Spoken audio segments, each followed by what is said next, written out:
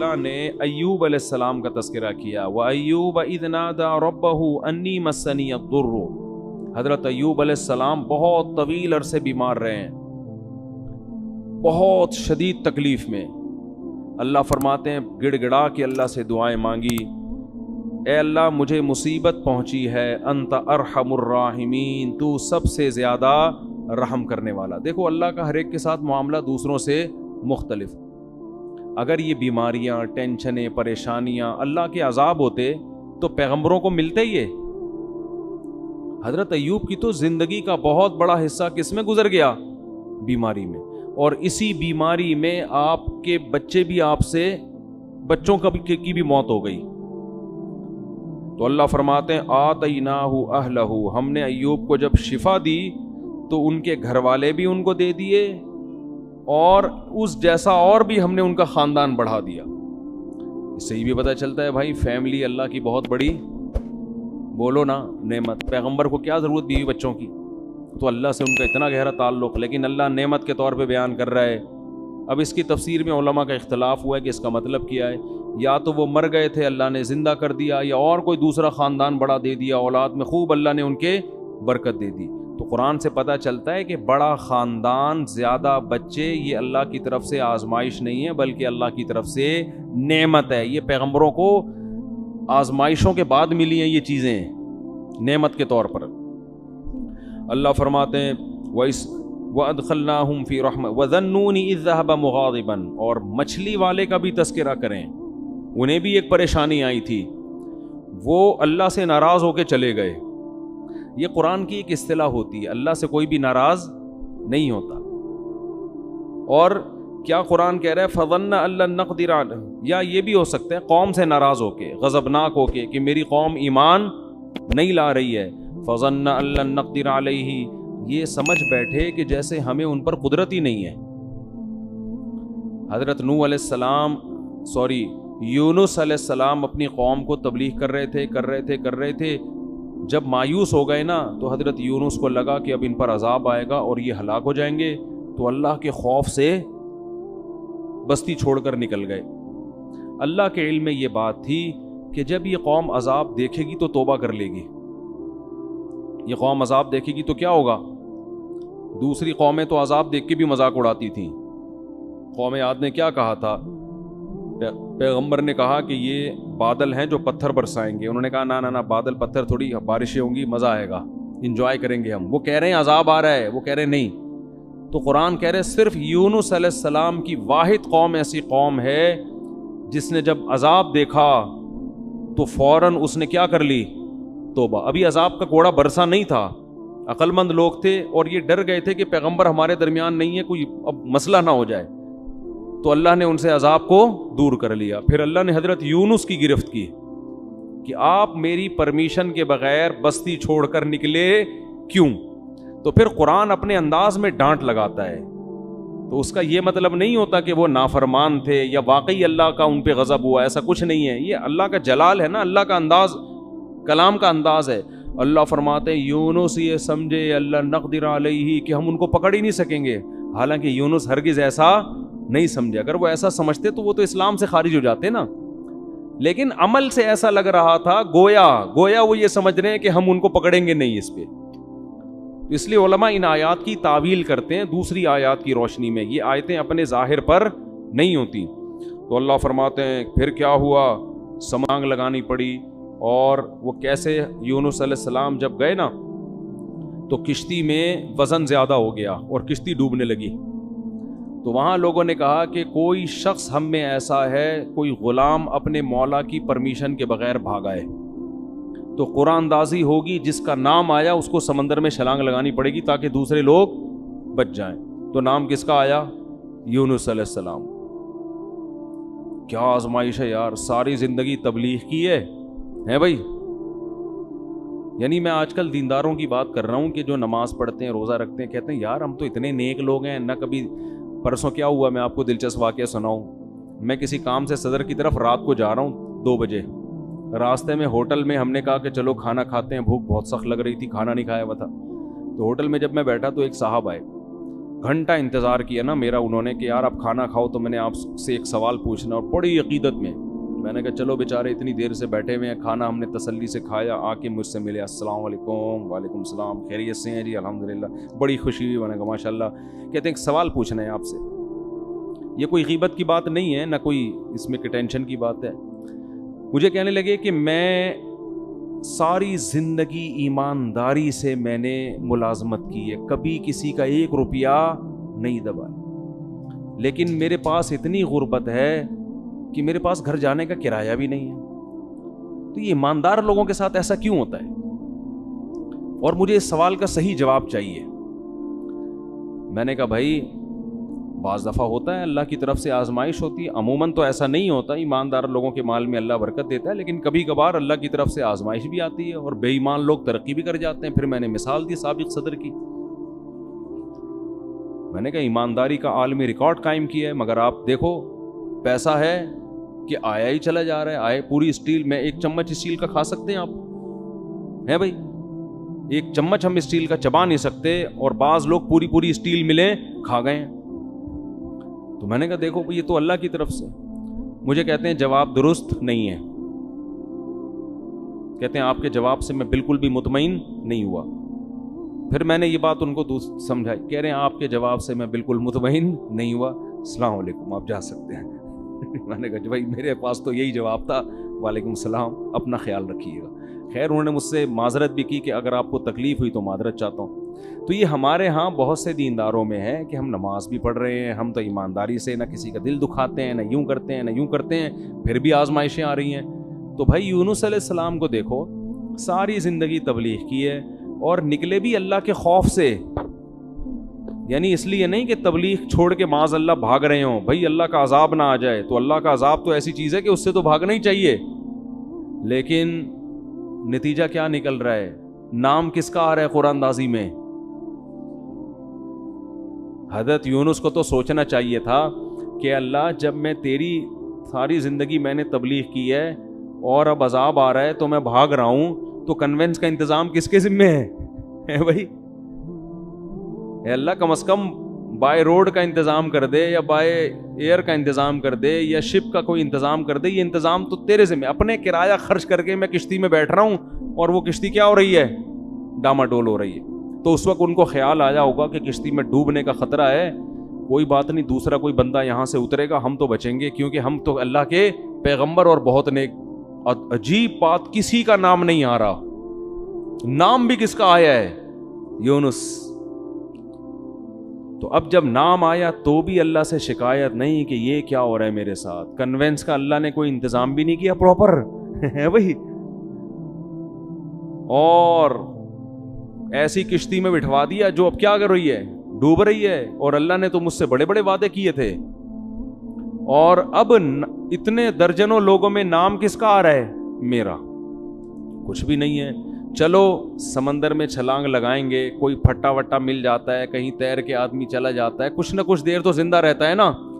उधर समंदर में छलांग लगाई और मछली मुंह खोल के खड़ी हुई है, ले भाई मछली के पेट में।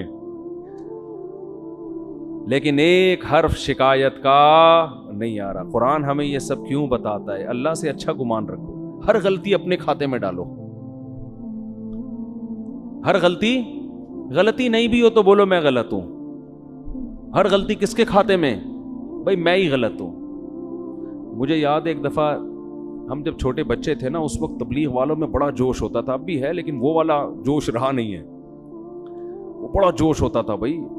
वो जब 3 दिन की जमात आती थी ना, पूरे मोहल्ले को हिला के जाती थी। वो हर एक को लेके, कोई गटर के ढक्कन पे बैठे हुए उसको समझा रहे हैं, उधर ले आके चाय पिला रहे हैं। बड़ा अब भी है, लेकिन जाहिर है जो चीज़ शुरू में होती है उसमें जोश ज़्यादा होता है। तो वो बहुत मेहनत थी। तो क्या कह रहा था मैं? नहीं, मछली की बात। हाँ, तो मुझे याद है उनमें एक साथी थे, उन्होंने जमात में बहुत वक्त लगाया हुआ था, साल लगे हुए थे उनके, अंदरूने मुल्क बैरूने मुल्क, बड़े मेहनती और बड़े मुतहर्रिक। तो एक दिन वो बस में मेरे साथ बैठ गए, हम सफ़र करने लगे। तो मैंने उनसे बात की, मैंने कहा अल्लाह ने आपसे बड़ा काम लिया है, बहुत काम लिया है, बहुत लोगों को अल्लाह ने आपके ज़रिए हिदायत दी। تو مجھے کہتے ہیں بھائی میں تو کام بگاڑنے والے لوگوں میں سے ہوں، تبلیغ میں کچھ لوگ ایسے لگے ہوئے ہیں جو کام کیا کر رہے ہیں، بگاڑ رہے ہیں، تو میں بھی انہی نالائقوں میں سے ہوں۔ مجھے ان کا یہ اسٹائل بڑا پسند آیا، میں نے کہا اتنا کام کر رہا ہے یہ بندہ، لیکن اگر ذرا سی کسی نے تعریف کر دی تو کیا کہہ رہے بھائی تبلیغ میں کچھ لوگ ایسے ہیں جو بیڑا غرق کر رہے ہیں تبلیغ کا، انہی بیڑا غرق کرنے والوں میں سے ایک میں بھی ہوں۔ اب کوئی بے وقوف ہوتا تو کہتے پھر نکل جاؤ تبلیغ سے، ٹھیک ہے نا۔ تو یہ تواضع ہے کہ بھئی ہم کیا کر رہے ہیں، ہم تو کام بگاڑنے والوں میں سے ہیں۔ تو اللہ کو یہی پسند ہے، دعوے اور بڑی بڑی باتیں نہیں کرنی چاہیے۔ تو یونس علیہ السلام کو جب مچھلی کے پیٹ میں گئے ہیں تو قرآن کہہ رہا ہے احساس ہو گیا یونس کو کہ غلطی کس کی ہے بھائی میری، کچھ غلطی ہوئی ہے، ورنہ اللہ غلط نہیں کر سکتا کسی کے ساتھ۔ فنادا فی الظلمات، قرآن کہہ رہا ہے اندھیروں میں پکارا، ایک تو مچھلی کے پیٹ کا اندھیرا، ایک سمندر کی تہ کا اندھیرا، اور ایک رات کا اندھیرا۔ یہ رات کو واقعہ ہوا ہے، کتنا خوف ہوگا۔ ابھی آپ کو سمجھ میں نہیں آ رہا، کبھی سمندر میں رات کو سفر کریں، پھر آپ کے اچھوں کو بھی سمجھ میں آئے گا کیا حالت ہوتی۔ فی الظلمات اللہ الہ الا انت، کہ اللہ تیرے سوا کوئی عبادت کے لائق نہیں، سبحانک تو ہر عیب سے پاک ہے، تو ظلم نہیں کرتا، انی کنت من الظالمین، میں ہی ظالم ہوں، غلطی کس کی ہے، میری۔ قرآن کہہ رہے ہم نے مچھلی کو حکم دیا اگل دے بھائی کنارے پہ لے جا کے، بس یہی دکھانا تھا ہم نے۔ اور پھر اللہ نے کیا کیا، جب مچھلی نے کنارے پہ اگلائے تو سمندر کے کنارے پہ تو کچھ بھی نہیں ہوتا، وہاں اللہ نے اپنی قدرت سے فوراً درخت پیدا کر دیا، چھاؤں پیدا کر دی، اور پھر ان کو حکم دیا واپس جاؤ اپنی قوم کے پاس، ہم نے اس قوم سے عذاب کو ختم کر دیا ہے۔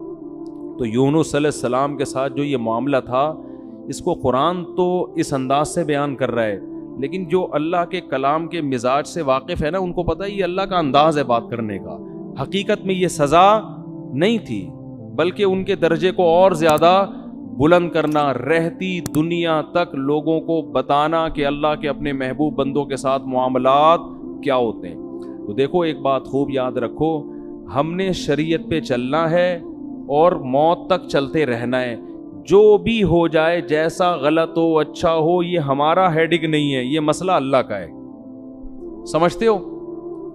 اور آپ نے اپنے لحاظ سے شریعت کے حکم پر عمل کیا، بعد میں پتہ چلا حکم ایسے نہیں بلکہ ویسے ہے، ٹینشن لینے کی ضرورت نہیں ہے، بھائی ہم تو اسی کے مکلف ہیں۔ جیسے یونس علیہ السلام اس وقت یہ سمجھ رہے تھے کہ مجھے یہاں سے بھاگ جانا چاہیے، بھائی عذاب آئے گا تو میں بھی پس جاؤں گا، تو اپنے لحاظ سے بالکل ٹھیک کیا، اللہ نے سزا دی اور سمجھایا کہ بھاگنا نہیں چاہیے تھا، انہوں نے کہا اللہ میں توبہ کرتا ہوں۔ اب یہ نہیں کہ اسی غم کو لے کے بیٹھے رہے میں بھاگا کیوں تھا، کاش میں نہ جاتا، کاش میں یہ نہ ہوتا، نہ یہ کاش واش کے لفظ نہیں۔ علماء کہتے ہیں اگر آپ سے غلطی بھی ہو جائے، جب توبہ کر لی نا، اس غلطی کو ہمیشہ سے اپنی ڈکشنری سے نکال دو، پھر یہ پاگلوں کی طرح سوچنا کاش یہ نہ کرتا، ہائے ہائے یہ نہ کرتا، یہ پاگل اور وہمی ہونے کی علامت۔ غلط ہو صحیح ہو، جو آپ کے سمجھ میں آ رہا تھا آپ نے اس وقت کیا۔ غزوہ احد میں دیکھو نا، 70 حضرات شہید ہو گئے، تو یہ نہیں کہ صحابہ بیٹھ کے بار بار یہ سوچ کاش ہم مدینہ سے باہر نہ نکلتے، کاش مدینہ کے اندر رہتے، اس نے یہ بولا تھا، انہوں نے بولا تھا مدینہ سے باہر جاؤ، انہوں نے مروایا ہے، اس نے یوں کروایا ہے، یہ کروایا۔ قرآن کیا کہہ رہا ہے، فَإِذَا عَزَمْتَ فَتَوَكَّلْ عَلَى اللَّهِ، بھائی سوچ سمجھ کے ایک رائے قائم کی، اللہ پہ چھوڑ دو بس، اور دوبارہ بھی یہی ہوگا، مشورے اسی طرح سے ہوں گے، اور اگر مگر کا لفظ استعمال نہ کرو، کتنا صاف پابندی لگا دی نا، آگے بڑھو بس، تو اس میں نقصان ہو فائدہ ہو، کیونکہ اصل آخرت ہے، آخرت میں اللہ نوازے گا آپ۔ تو یونس علیہ السلام کو دوبارہ اللہ نے بھیجا، پھر اللہ نے حضرت زکریا کا واقعہ بیان کیا، وہ بھی غم میں مبتلا تھے۔ وہ غم کیا تھا؟ اولاد نہیں تھی، پریشان تھے، ساری زندگی دعائیں مانگتے مانگتے مانگتے گزر گئی، مگر اولاد نہیں ہوئی، بالآخر بوڑھے ہو گئے، اور بالوں میں بھڑکنے والی سفیدی آ گئی، ایسی سفیدی جو بالکل بال بھڑک رہے ہوتے ہیں نا، سفیدی سے چمک رہے ہوتے ہیں، ایسی سفیدی۔ بیوی بانجھ بھی تھی اور اب بوڑھی بھی ہو گئی۔ جوان عورت اگر بانجھ نہ ہو، بوڑھی ہونے کے بعد تو ویسے ہی اولاد کا امکان ختم، اور اگر پہلے سے بانجھ بھی ہو اور پھر بوڑھی بھی ہو جائے، اب تو کوئی چانس ہی نہیں ہے، لیکن دعائیں اللہ سے مسلسل مانگ رہے ہیں۔ تو اللہ نے کیا فرمایا، اذ نادا ربہ، زکریا کو یاد کرو، انہوں نے اپنے رب کو پکارا، رب لا تذرنی فردن، اے اللہ مجھے تنہا مت چھوڑ. حالانکہ آپ کے تو ہزاروں شاگرد تھے، اولاد مانگ رہے ہیں اللہ سے. وَأَنْتَ خَيْرُ الْوَارِثِينَ، اے اللہ تو سب سے بہتر وارث ہے. فَاسْتَجَبْنَا لَهُ، اللہ فرماتے ہم نے ان کی دعا کو قبول کیا. وَوَهَبْنَا لَهُ يَحْيَىٰ، ہم نے گفٹ میں ان کو یحییٰ عطا کیے. پہلے ہی اللہ نے نام بھی بتا دیا. وَأَصْلَحْنَا لَهُ زَوْجًا، ان کی زوجہ کو بھی تندرست کر دیا، اولاد کے قابل بنا دیا. کیوں یہ عجیب کام کیوں کیا؟ اس لیے کانوا یسارعون فی الخیرات، فرمایا یہ خاندان ایسا تھا کہ یہ نیکی کے کاموں میں ایک دوسرے سے آگے بڑھنے کی فکر میں لگے رہتے تھے. انداز دیکھو قرآن کا. ہمارے خاندانوں میں کیا ہے؟ پیسہ کمانے میں ایک دوسرے سے اسپیڈ، ہر آدمی کوشش کر رہا ہے میری اسپیڈ اس سے کیا ہو جائے، صحت میں میری اسپیڈ اس سے زیادہ. جم میں جب جاتے ہیں تو ایک دوسرے کے ڈولے دیکھ کے کہتے ہیں کہ میرے اس سے، وہ جو ٹریننگ دینے والا ہوتا ہے اس سے کہتے ہیں، اشارہ کر کہتے ہیں اس سے ڈبل ہونا چاہوں، ڈبل 1-2 مہینے بعد مجھے اس سے ڈبل کر دو. کسی کی فٹنس دیکھ کے کہتے ہیں کہ اس کی کمر نظر تو آ رہی ہے، میری ایسی ہونی چاہیے کہ CID والے بھی تلاش کریں تو ان کو نہ ملے. تو ہم فٹنس میں، صحت میں، دولت میں، ان میں کیا کر رہے ہیں آگے. اگر یہ اللہ کے لیے ہو تو پھر تو ٹھیک ہے، لیکن اللہ کے لیے ہے نہیں نا، مسئلہ تو عیاشی کے لیے. تو اللہ فرماتے ہیں زکریا، ان کی زوجہ اور یہ جو خاندان تھا، یہ نیکیوں میں، خیر کے کاموں میں ایک دوسرے سے آگے بڑھنے کی کوشش کرتے رہتے. حضرت شیخ الحدیث مولانا زکریا رحمۃ اللہ علیہ نے اپنی آپ بیتی میں لکھا ہے کہ ہمارے گھر میں اتنی عبادت کا ماحول ہے کہ ہماری بیٹیاں، بہویں تلاوت میں ایک دوسرے سے مقابلہ کر رہی ہوتی ہیں. رمضان میں تہجد میں ایک دوسرے سے مقابلہ ہوتا ہے. تو یہ جب تک یہ سوچ پیدا نہیں ہوتی نا، انسان کوئی کارنامہ سر انجام نہیں دیتا. ہمیں یاد ہے جب جاگنے کی راتیں آتی تھی، ہم چھوٹے بچے تھے تو مسجدوں میں ہمارے مقابلے ہوتے تھے، کتنی رکعتیں کون پڑھے گا. ابے اس نے 50 پڑھ لی، ہم کہتے ہیں ابے ہم 100 پڑھ کے دکھائیں گے. اب یہ مقابلے بھی گھروں میں بھی، یہ مقابلے ختم. اب اسکور کون PUBG میں زیادہ بنا رہا ہے، اب مقابلے اس میں ہو رہے ہیں. تو آج بھی الحمدللہ ایسے علماء موجود ہیں جن کے گھروں میں تلاوت کا معمول اور عبادت کا معمول. تو اللہ فرماتے ہیں یہ لوگ نیکیوں میں، صدقات و خیرات میں، نمازوں میں ایک دوسرے سے سبقت کرتے تھے.